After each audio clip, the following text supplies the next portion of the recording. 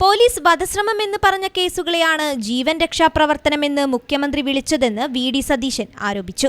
ക്ഷമയുടെ നെല്ലിപ്പലക കണ്ടപ്പോഴാണ് അടിച്ചാൽ തിരിച്ചടിക്കുമെന്ന് പറഞ്ഞത്. താൻ സുധാകരനോട് ചോദിച്ചപ്പോൾ പിണറായി ഭീരുവെന്നാണ് പറഞ്ഞത്. അടിച്ചാൽ തിരിച്ചടിക്കുമെന്നത് തീരുമാനമാണെന്നും വി.ഡി. സതീശൻ കോഴിക്കോട്ട് വ്യക്തമാക്കി. അക്രമം നടത്തിയതിനെ എല്ലാത്തിനെയും അദ്ദേഹം ന്യായീകരിക്കുകയായിരുന്നു. മുഴുവൻ സമയത്ത് ന്യായീകരിക്കുകയായിരുന്നു. ഞങ്ങൾ ഒരു സമയത്ത് പോലും അക്രമം നടത്തണമെന്ന് ഞങ്ങൾ ആവശ്യപ്പെട്ടിട്ടില്ല. ഞങ്ങൾ പറഞ്ഞത് എന്താ, ഒരു കടലാസ് പോലും ചുരുട്ടി എറിയരുത് എന്നാണ് പറഞ്ഞിട്ടുള്ളത്. ഷൂവരഞ്ഞ സംഭവം വന്നപ്പോൾ വൈകാരികമായ പ്രതികരണമാണ്, അതിനെ ആവർത്തിക്കരുത് എന്ന് ഞങ്ങൾ അവർക്ക് നിർദ്ദേശം കൊടുത്തു.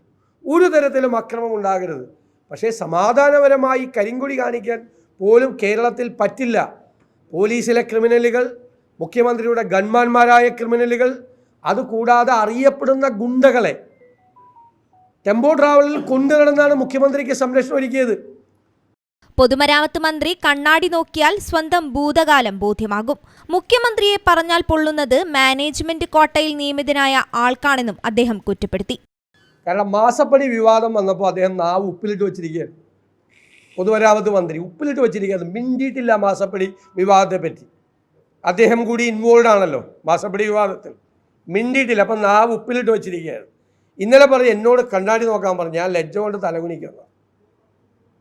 ഞാൻ എൻ്റെ ജീവിതത്തിൽ അപമാനകരമായി ചെയ്യേണ്ട ഒരു കാര്യം ചെയ്തിട്ടില്ലെന്നാണ് എൻ്റെ വിശ്വാസം. അഭിമാനത്തോടു കൂടി തല ഉയർത്തി നിൽക്കാൻ പറ്റും. ഓരോരുത്തരുടെ ആത്മവിശ്വാസമല്ലേ, ബാക്കിയുള്ളവരാ വിലയിരുത്തേണ്ടത്.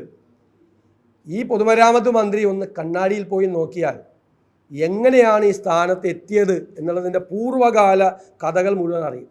പണ്ടിവിടെ കോഴിക്കോട് മത്സരിച്ചപ്പോൾ MP വീരേന്ദ്രകുമാർ LDF ആയിരുന്നല്ലോ, MP വീരേന്ദ്രകുമാർ സാറ് പറഞ്ഞത് തൊട്ട് മാനേജ്മെൻറ്റ് കോട്ടയിൽ മന്ത്രിയായത് വരെയുള്ള മുഴുവൻ കാര്യങ്ങളും ശരിക്കൊന്ന് കണ്ണാടി നോക്കി ആലോചിച്ചാൽ മതി. സെനറ്റ് നിയമനത്തിൽ കോൺഗ്രസ് പട്ടിക കൊടുത്തിട്ടില്ല. കെ സുധാകരന്റെ പ്രസ്താവനയിൽ അവ്യക്തത വന്നുവെന്നും സുധാകരൻ പ്രസ്താവന തിരുത്തിയിട്ടുണ്ടെന്നും സതീശൻ വ്യക്തമാക്കി.